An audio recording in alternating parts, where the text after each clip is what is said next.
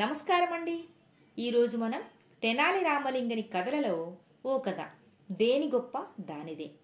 ఒకనాడు రామకృష్ణుడు తాను రచిస్తున్న పాండురంగ మహాత్మ్యం కావ్యం తాళపత్రాల కట్టని చంకలో పెట్టుకుని హడావిడిగా రాజభవనానికి వెళుతున్నాడు. తాతాజీ ప్రేరితుడైన ఒక సైనికుడు మధ్యలో తారసపడి రామలింగనికి నమస్కరించి, కవివర్య, తమ చేతనున్న గ్రంథమేమిటి అని వినయంగా అడిగాడు. రామకృష్ణుడు నవ్వి, ఇదా, నేను రచిస్తున్న కావ్యం పాండురంగ మహాత్మ్యం. దీనిని రాయలవారికి వినిపించడానికి తీసుకువెళుతున్నాను అని చెప్పాడు. సైనికుడు తల పంకించి, ఆహా, పెద్ద కవినని గప్పాలు కొట్టుకుంటావు. విజయనగరంలోని విరూపాక్షుడి మహాత్మ్యాన్ని రచించకుండా ఎక్కడో మహారాష్ట్రలోని పాండురంగడి మీద కావ్యం రాసావా? నువ్వేం కవివయ్యా అని పరిహసించాడు. ఆ మాటలకి చుట్టుపక్కలనున్న వారంతా గొల్లున నవ్వారు. రామకృష్ణుడు ఏమాత్రం తొనక్కుండా, బాబు, నీ చేతిలో ఉన్న కత్తిని చూస్తుంటే పౌరుషంతో ఛాతీ ఉప్పొంగుతోంది. నిన్ను చూస్తుంటే కత్తిసాములో ఘటికుడివి అనిపిస్తోంది. ఇంత పెద్ద పొడవాటి కత్తి పట్టుకు తిరుగుతున్నావు, అలంకారం కోసమా అని అడిగాడు. సైనికుడు గర్వంగా మీసం మెలివేస్తూ, అలంకారం కోసం కాదు, ఇప్పటికే ఈ కత్తితో 10 తలకాయలు నరికాను తెలుసా అన్నాడు. రామకృష్ణుడు నవ్వి, ఆహా, కత్తి పనిలో నువ్వు మొనగాడివన్నమాట. అయితే ఇంకేం, నీ కత్తితో నాకు క్షురకర్మ చేసి నీ నైపుణ్యాన్ని చూపిస్తే ఒక వెండి రూక పారేస్తా అన్నాడు. సైనికుడికి కోపం ముంచుకొచ్చి, క్షురకుడి కత్తికి నా కత్తికి పోలిక, అది తలలు గొరుగుతుంది, ఇది తలలు తరుగుతుంది, తెలుసుకో అన్నాడు. రామకృష్ణుడు తల పంకించి, ఏదైనా గొరగడమే కదా, అయినా తల గొరగడానికి పనికిరాని ఈ కత్తి చేతపట్టుకు తిరుగుతున్నావా? నువ్వేం సైనికుడివయ్యా అని ఎద్దేవా చేశాడు. చుట్టూ ఉన్న అందరూ ఇప్పుడు కూడా గొల్లున నవ్వారు. దాంతో సైనికుడికి తన తప్పు తెలిసొచ్చి లెంపలు వేసుకుంటూ, చెప్పుడు మాటలు విని తమని అవమానించాను స్వామి, నన్ను క్షమించండి అని వేడుకున్నాడు. రామకృష్ణుడు నవ్వి, పాండురంగుడు పాండురంగడే, విరూపాక్షుడు విరూపాక్షుడే, ఎవరి గొప్ప వారిదే. అట్లే తలలు గొరిగే కత్తి కత్తే, తలలు తరిగే కత్తి కత్తే, దేని గొప్ప దానిదే తెలుసుకో అనేసి ముందుకు సాగిపోయాడు. ఒకసారి రామకృష్ణుడి భార్య కమల మంగళసూత్రం బంగారు గొలుసు పెరిగిపోతే దానిని అతుకు పెట్టమని ఒక కంసాలికి ఇచ్చింది. అతుకు పెట్టడానికి పెద్దగా సమయం పట్టదు.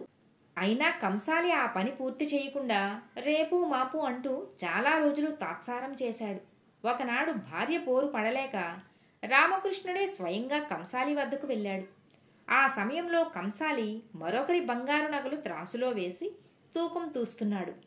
రామకృష్ణుడి రాకను గమనించి, రండి రండి, నియోగి బ్రాహ్మణ్యం మా విశ్వబ్రాహ్మణుని వెతుక్కుంటూ వచ్చారే.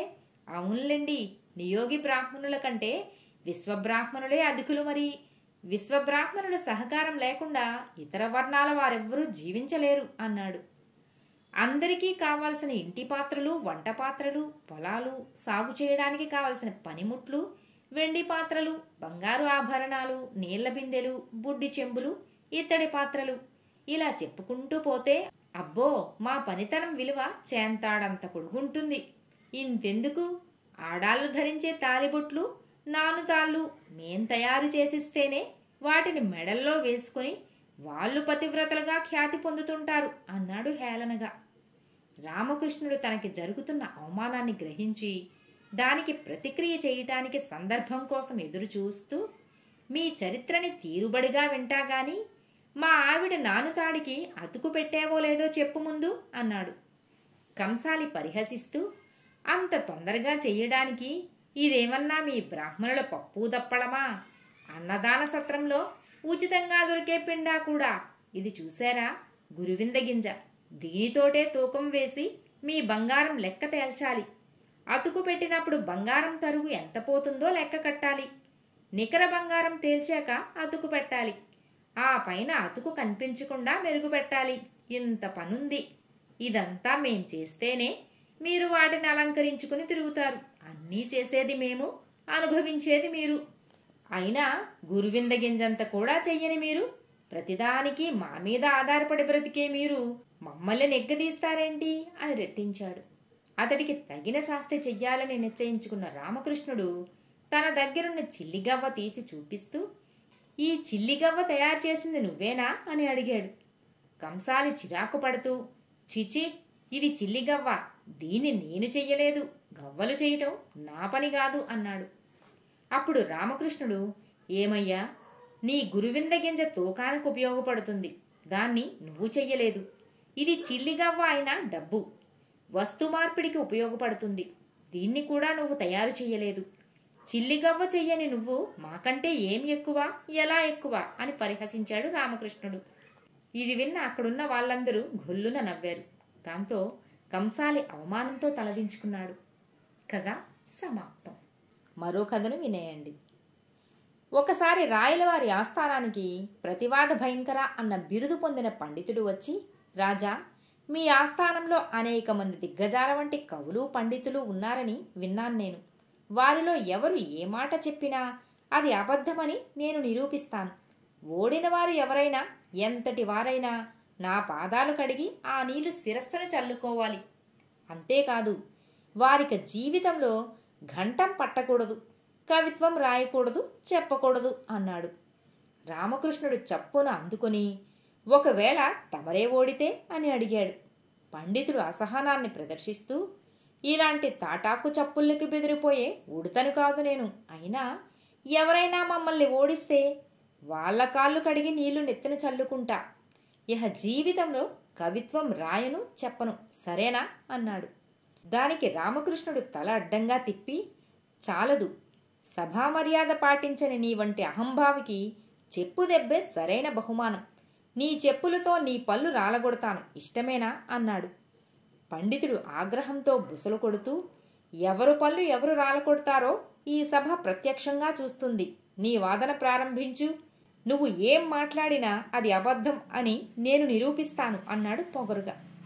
రామకృష్ణుడు మందహాసం చేసి, సరే, ఈ 2 మాటలు అబద్ధాలని నిరూపించి చూద్దాం. మా రాయలవారి తల్లి గొడ్రాలు కాదు, మా రాయలవారి అర్ధాంగి పతివ్రత అన్నాడు. అంతే, ఆ 2 మాటలు వింటూ నిశ్చేష్టుడయ్యాడు పండితుడు. ఆ మాటలు అబద్ధాలని ఎలా నిరూపిస్తాడు? రాయలవారి తల్లి గొడ్రాలు అని ఒప్పుకుంటే రాయలవారు ఎలా జన్మించినట్లు? అట్లే రాయలవారి అర్ధాంగి పతివ్రత కాదు అని ఎలా నిరూపిస్తాడు? ఏం ప్రతివాద భయంకర, నా వాదాలు అబద్ధమని రుజువు చేస్తావా? చెప్పుతో పళ్ళు రాలగొట్టించుకుంటావా అని అడిగాడు రామకృష్ణుడు హేళనగా. పండితుడి విద్యాగర్వం దిగిపోయింది. చేతులు జోడించి సభకు నమస్కరిస్తూ, నా ఓటమిని అంగీకరిస్తున్నాను. ఇంతమంది మహాకవులను ఆదరించి పోషిస్తున్న రాయలవారిని అవమానించిన నాకు తగిన శిక్ష పడాల్సిందే. నాయనా రామకృష్ణ, పాండిత్యమే కాదు, సమయస్ఫూర్తి, సమయోచిత ప్రజ్ఞ ప్రదర్శించి నన్ను ఓడించిన నీ పాదాలకి నమస్కరిస్తున్నాను. చెప్పు దెబ్బ నాకు సరైనదే, నన్ను శిక్షించు అన్నాడు పశ్చాత్తాపంతో కన్నీళ్లు పెట్టుకుంటూ.